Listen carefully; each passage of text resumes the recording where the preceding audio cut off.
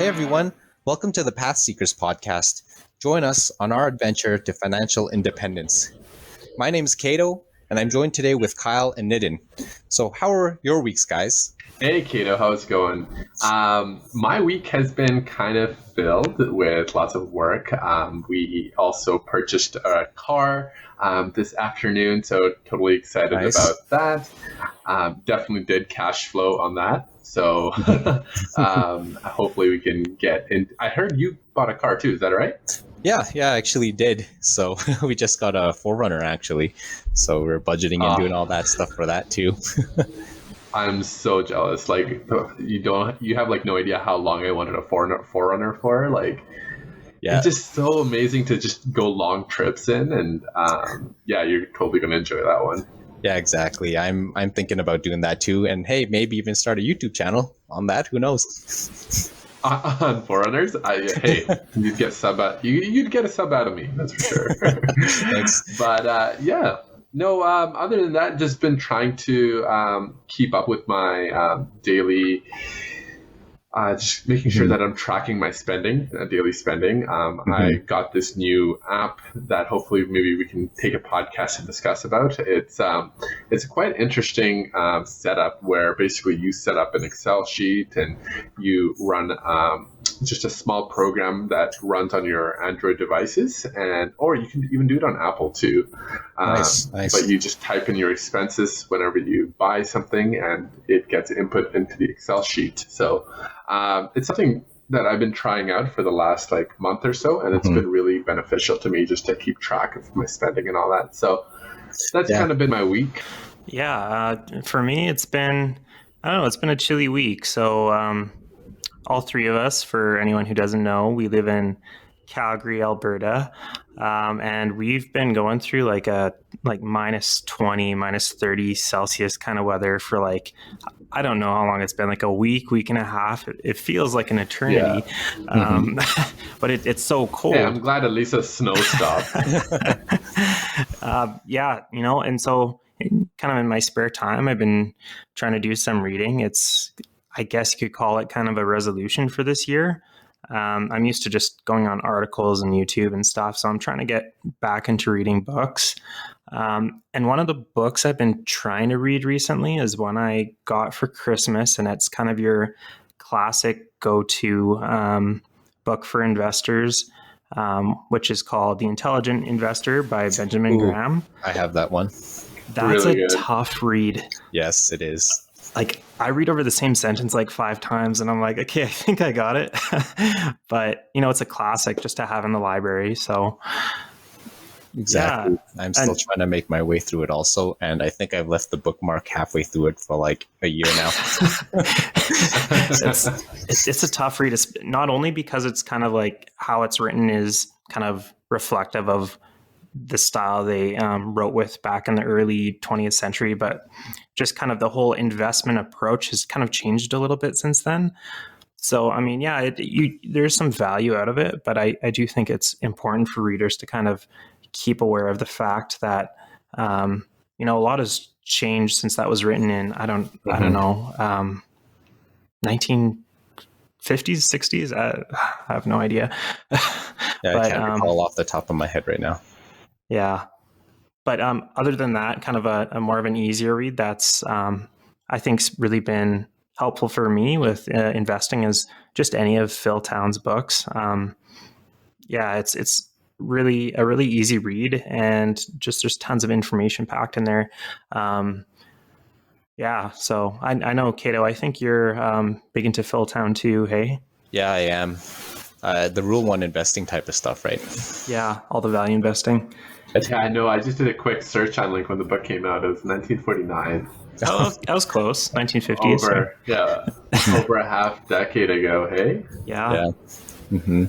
It's funny how Warren Buffett is still using a lot of the principles. Of course, he altered it a little bit, but it's definitely an interesting path he's taken. So I was reading a blog post or a book or something recently where someone had the opinion that Warren Buffett kind of pushes that out to us, saying, "Oh yeah, this is value investing. You guys should read it." But they're kind of the opinion that he's just giving that to us, just, giving us like scraps of food kind of thing, but not really sharing his secrets to wealth. I don't know what you guys think of that. I'm sure maybe there's some things that he's not wanting to share. Well, I definitely agree, but I think there's definitely so much you need to learn from him, right? I don't think he can really sit down and just an hour and tell you everything. Yeah. But I definitely agree that I think most of them give off snippets, right? Unless they're like a coach or some sort. But even to have as much as Warren Buffett gives out, I think that's great use. Mm-hmm. What we actually wanted to speak about today on episode number 2 here is how we got started, pretty much the beginnings of how we got started into investing in financials. Honestly, I got started just out of pure passion of wanting to invest my money somewhere and see what this whole hype was about in investing. But the reason why I stuck onto it and stayed was because I learned about the true benefits of retiring early. And the only path that I honestly saw to retire early, being a middle-class person, was to invest well, to study about investing and work hard to save more than 50% of your income. And that's kind of where I've been striving to get to.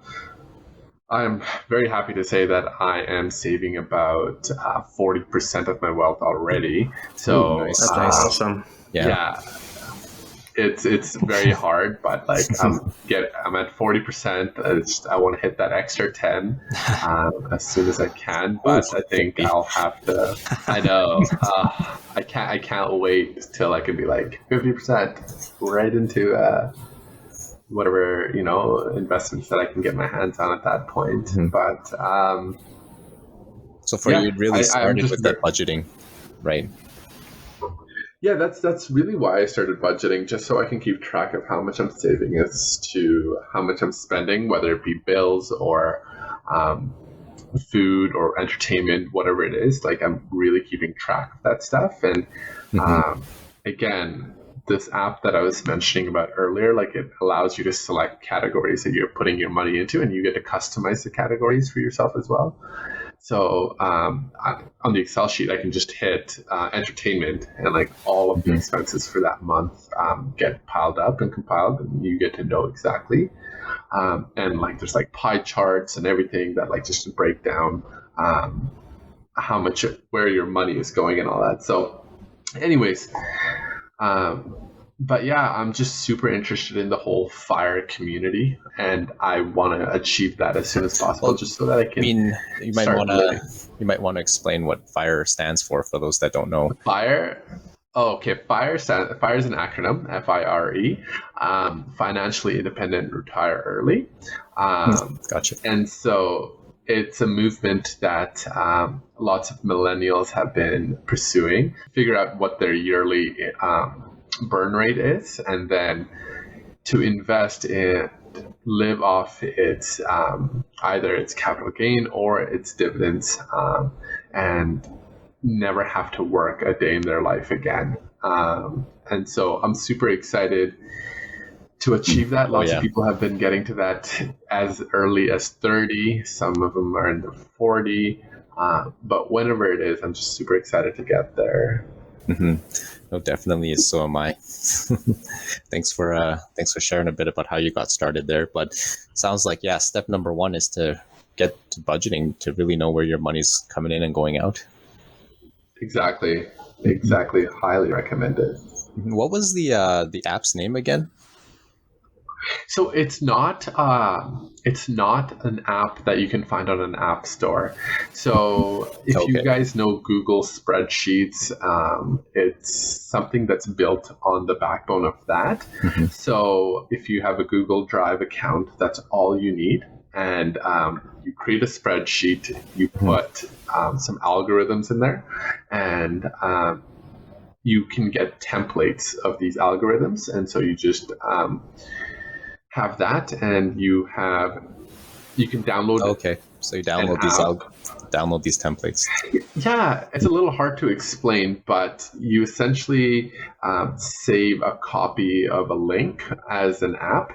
And every time you click on this app, it'll take you to a survey almost. And you punch in the survey. It'll ask you what date your purchase was made. It'll ask you what the purchase was, if you want to add a description and how much it costs. And if you want to add a receipt, you can add a receipt. And when you hit save, it gets stored to your Google Drive. So there's no like third-party company or anything like analyzing what you're spending on or anything like that. It's completely your data that's held on your own drive. Okay, that makes sense. So yeah, I think it's quite interesting. I think I did something like that on Excel, and they had their own templates in there. So I think it was very similar to that, I'm guessing, because it had different tabs. Yeah, there's lots of those templates that I've seen personally that people have their Excel sheets for, but that oftentimes people do that on their computers when they get home at the end of the night. What I do is if I'm buying coffee or groceries, as soon as I pay, I just pull out my phone, click on the app, and just punch in exactly what I did so that I don't forget by the end of the night or whatever. Right. And so and there's also like an income tab to the spreadsheet as well. So every time you get paid, whether you have a side business, you're a freelancer, or you have just a steady income, every time you get paid, you can go on and say, hey, I got paid this much. And the Excel spreadsheet will do all the calculations for you. Be like, okay, you got paid $10,000 this month. And you spent $8,500. Your saving was $2,000 or $1,500. So it's a very smart sheet with a very smart algorithm. So I can't wait to share that with you guys. Awesome. Yeah, maybe you can share it on it, or share the link on it on maybe YouTube or anything like that once we. Yeah, of course. Yeah, definitely. Yeah, so wherever you guys are listening from, you can look at the description, and we'll post a link there for you guys. But yeah, thanks Nidhin for sharing. Of course. Yeah. So Kyle, how did you get started?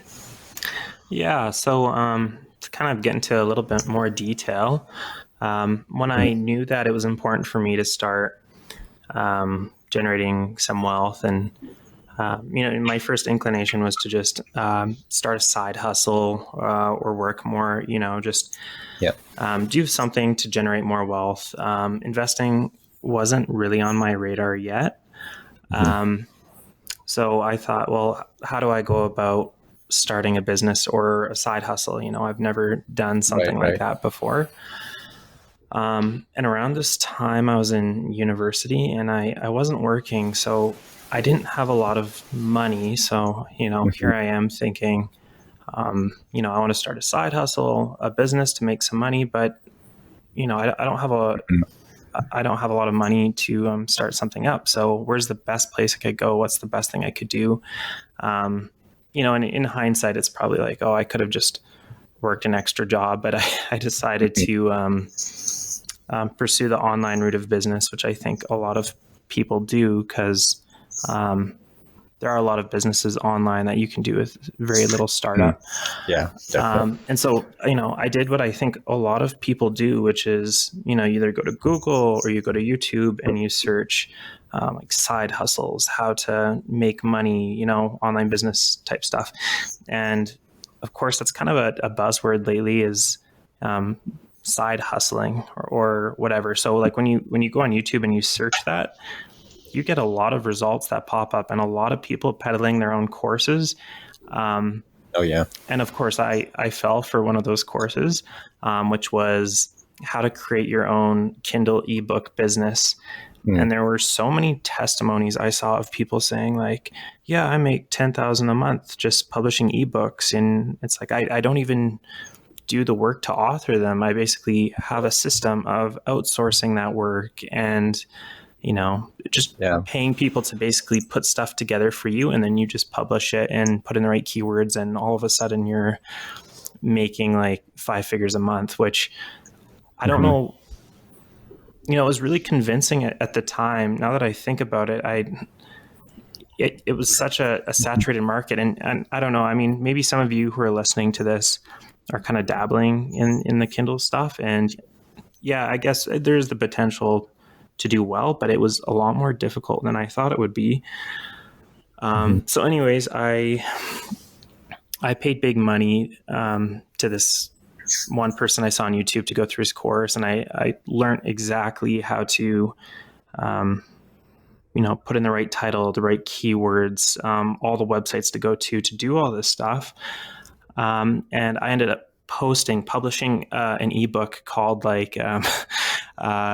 How Tea Benefits You. It was a book explaining all the benefits of tea, which is funny because at the time I really could care less about tea. That's that's not in my circle of competence. I don't mind it now, but still like coffee a lot more. But anyways, I paid like $60 or something to some person from Asia, Southeast Asia or something, just to write this book for me. And I got it back. And of course I wasn't really satisfied with what I read, but according to this course, it's like, oh, it doesn't matter. As long as you just sell it for like $1 or $2, nobody will complain. You'll make some profits, I think we all get trapped in the basics, like trying to make sense here and there. Right. Yeah. And I ask people for feedback. I'll be like, hey, I'll give you a free ebook if you give me some feedback. And people, I clearly remember this one lady who agreed to that and then got back to me afterwards. She's like, are you sure you wrote this? She's like, you write really great. And like the email is back and forth, but she's like, this doesn't seem like it was written by you. And I'm, I feel like I got egg on my face because I'm like, I don't feel proud about the work that I posted. Yeah. And anyways, the lesson I learned from all of this is that if you're going to create a business, whether it's online or not, there really needs to be quality behind it. And that requires a lot of work. And I think going a step further, it's not only important to have great quality, you have to be pretty consistent with it. And I think a lot of business owners expecting to make a quick buck won't necessarily find that. I think that I'm guilty of that. Right. And I've even heard people on YouTube, like big YouTubers, say, oh, it took like 2 years or more until they even started seeing any profits. So,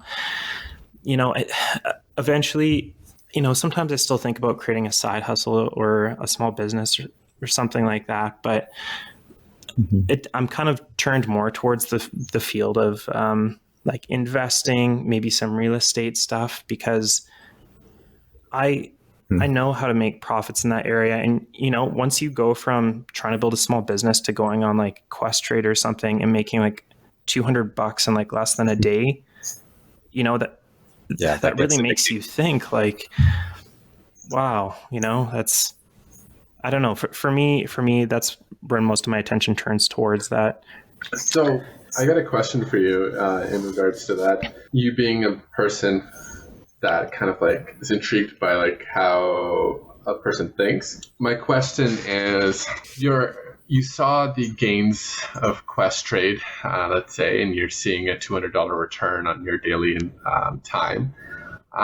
It'll be hard for many people to get 200 even, but like let's say you're at a place where you get that and you're on that high. Is it better than creating a business that's long-term and sustainable in that sense, where risk is not as heavy with, if, for example, you can't predict like what's in the next step, like in 2019, you weren't expecting what 2020 had to hold. And just like that, today we're not expecting what 2022 has to hold.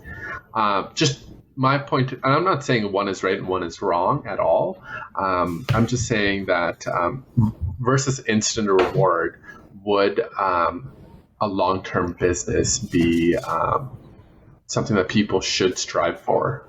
Yeah, that's a terrific question because,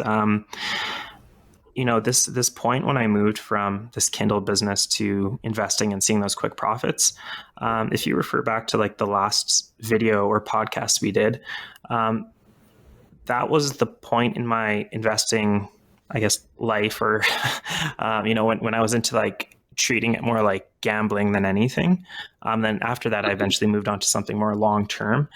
And I think the principles of the value investing that I like so much can really also apply kind of to small businesses, with value investing, doing hours of research on a certain company, checking the numbers, making sure everything checks out, buying things at a discount, like if you're to apply that to the business you have, making sure that you're really efficient with your spending, that your focus is on the long term, not on short term gains. Mm-hmm. I feel like, yeah, that's terrific. And, it might take a couple of years or more than that to really get to where you want to be. But I truly believe those principles just in life, it goes beyond investing, make sure you do quality. So, okay, continuing that train of thought then, what should be our next level of indicator as to which path we should follow, whether it's a business or whether it's investing directly into the market? Would our next level of indicator be our passion, or is there something else that you think might fall in between there? Yeah, it's not an easy answer, but I mean, if I'm applying kind of how I approach investing to the business world, the very first thing I do is I make a list of companies I'm familiar with, something that's in my circle of competence that I like, that I know. And also I like the idea of trying to build a business that's pretty straightforward and simple,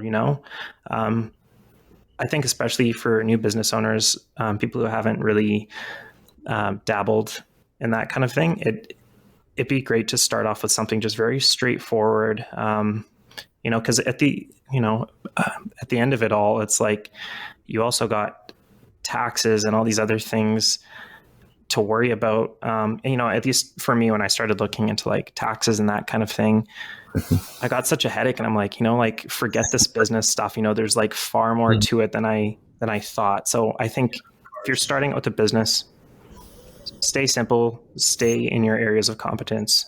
I think that's what I would say. Yeah. Yeah. Well, for me, I feel like you got to stick to your strengths also, right?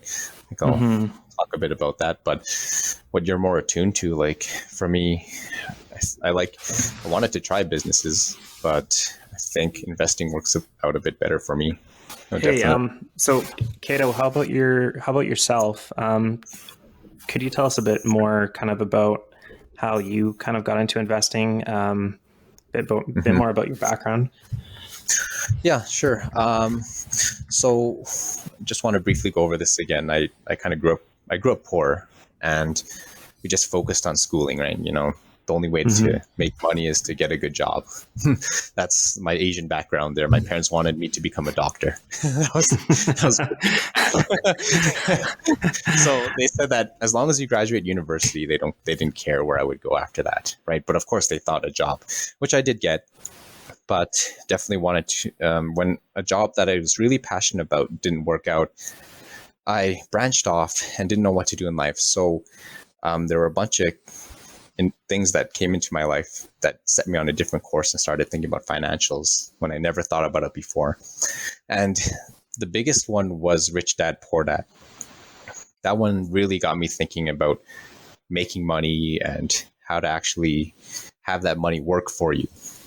Like I always thought about using your time and trading that for money. But this was the first time it actually showed me something else. I don't know why I didn't know this before. It was so simple. But and the two things is I also thought about saving money, but saving felt like you didn't make enough money fast enough, if you know what I mean. Like that's why I started going down the road of wanting to make more money instead of saving it and trying to push it aside. Of course, I still do with budgeting, but I thought more about making more, right? And then with that came my side hustles, such as me trying to start that online nurse business. And that didn't work out, and try to do the online elephant store business. Yes, I'm putting it out there for you guys. Just to see, hey, it's crazy, but hey, just try it, right? You never know what you'll learn and never know where it'll end up, right? I know for me, these ones didn't work out, but as I said, I learned a lot from them. I even had plans on maybe doing some clothing type businesses and maybe Instagram type of businesses and trying to grow that. But what I found was my type of personality, my strengths are more in planning and thinking a lot and, just a lot in my mind, right? So I tend to burn out really quickly, I say. Like, if I start a business, I tend to lose interest in it a lot. And maybe with the elephant one, I got one sale and maybe I could have grown from there, right? But I felt like I wasn't going fast enough. I don't know what it was, but I lost interest. But then for me, when it came to, that's where it kind of led me to investing, right? I started looking into day trading because it was fast, it was exciting, can make money quick, but of course it was really risky. And I studied for months on it, and I started getting, some of these apps that let you pretend to trade. But of course, those things are about 20 minutes behind the actual market, so it felt like it didn't really help. But from there, I started looking more into value investing and something a lot less risky. And I think I kind of found what I'm really interested in. And I was able to kind of sit down and be able to research companies or look at these things. And I found that also I had patience for it, that I wasn't willing to throw my money out there and just lose it all randomly, right? Mm-hmm. So I came across Warren Buffett, of course, and tried to read the value investing book from Benjamin Graham. And I also kind of continued on that path of reading books, because books are one of the most important things, I believe, to be able to increase your knowledge, to increase your knowledge in what it is you want to do. So I think that one eventually led me to Phil Town. Well, I actually found his daughter first, Danielle Town, and the book called Invested. And it felt like it fit me more because she explained it a lot more easily. I'm kind of the type where I don't get it, so I need someone to kind of sit down and explain it to me. And like, I never cared about investing before, and it was like a completely different world to me, a completely different universe for me, investing, if I think about it, even 3 years or 4 years ago. And I would have never thought I'd be at this point here where I kind of understand it. To some extent, of course, there's always something to learn. But that's kind of my path on how I slowly grew into investing here. Yeah, Kato, one thing you were saying about Phil Town and his daughter, what they read in their books, one of the most helpful things I read was that, a lot of people go to financial advisors because they feel too intimidated to invest themselves. But when you kind of do the math and you see like what you're charged, however they decide to charge you for going with them, it actually eats away a huge amount of your profit in the long run. Yeah. And that was motivation enough for me to try to learn more about investing myself. Yeah, definitely. And getting into it, also learning about the commissions and all that, how that all eats up your gains, and even the taxes. Like for us Canadians here, to be able to invest in the US stock market is pretty difficult in some ways because you have to work around these taxes. There's like a 15% withholding tax on any US, let's say, dividends that we get in Canada. And actually the number is 30%, but you can claim it with CRA and bring it down to 15%. So it's pretty complicated stuff. And I'm, to be honest, I'm not really in the US market, but I should be, because the Canadian market is really focused on resources and the financial sector. And there's not as much as compared to the US side of things. One thing I would say too, to our listeners, especially in Canada, maybe this applies to the States, in the TFSA, the RRSP, those are kind of our savings and retirement accounts. I made the habit of trying to investigate swing trading, day trading within those accounts, which is, I didn't know it at the time. That's a huge no. Like, you shouldn't do that, because if the CRA sees that, if they can detect that you're trading enough within those accounts, you can get dinged. So just make sure that if you are trying to maybe pursue the day trader thing, or any like frequent trades, I would look into another account, kind of like a non-red, or what do they call it? I don't even use them. Kind of a margin account. But again, this isn't financial advice. This channel is purely entertainment. So consult an accountant or something before you go that route. Yeah, this is all our opinions. But yeah, no, I tried to do some digging also, because the US side of things confused me, and apparently the taxes are, well, you don't get taxed on registered accounts, but the TFSA is not a registered account. So if you have an RRSP, you can trade in those US stocks and not get taxed. But the catch-22 is, if you trade US stocks in your TFSA, you can't claim that 15% with CRA, because TFSA is exempt from taxes, right? So make sure if you're getting dividends from the US, it's either in your RRSP or a non-registered account, not your TFSA. Well, you can, I guess, if you want to, but that's just my opinion. That's a good point. Yeah, but no, that's how I kind of got started. Well, I think that gives a really good outline of where we all kind of had our inception into investing and our desires to invest and motivations. And I'm sure many other people share similar stories as we did. And I'd love to hear about that in the comments if possible. I know you can't write an essay, but anything you guys drop down, we'll make sure to read it and just kind of go with it on the next episode if possible as well. If there's any topics that you guys want us to talk about in our upcoming episodes, we'd love to do that as well. Anything you guys want answers to, we can do some research and get back to you as well.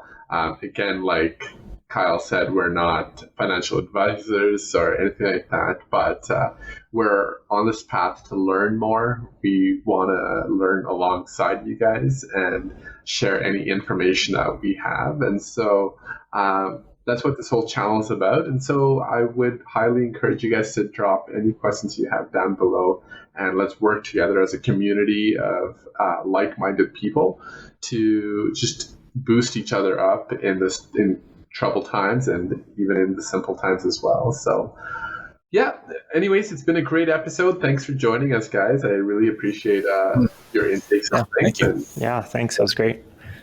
Of course. All right, well, I guess that's it for PathSeekers for today. Hopefully we'll catch you guys again next week. Make sure you guys like, comment, subscribe, alert, the whole thing, right? You know, I'm pretty sure everyone has them memorized by now because you hear it so much. That's right. All right, well, sayonara until next time, guys. All right, bye. Bye.